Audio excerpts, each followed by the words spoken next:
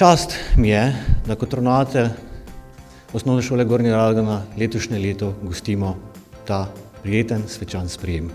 Kot ravnatelj sem prav ponosen, da v naših vrstah tukaj sedeče vidim tako mlade, žareče in uspešne učenke in učence, ki z današnjim dnem še toliko bolj postopoma zapuščajo osnovnošolske klopi in se podajajo v svet.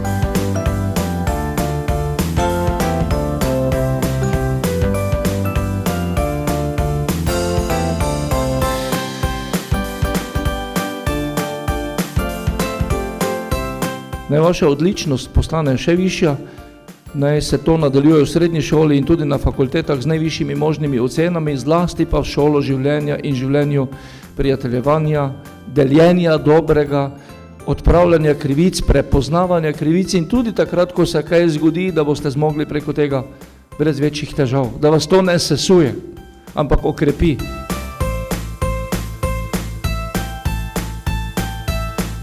Pesem o tistih, ki so drugačni, ki nosijo močen in samosvoj glas. Za tistimi ostajajo globoke stopinje, za njimi rodi drugačen se čas. Tisti, takšni, vsi jih poznamo, ki v sebi vedno nosijo smeh, ki ne trpijo laži in krivice in hodijo včasih po stranskih poteh.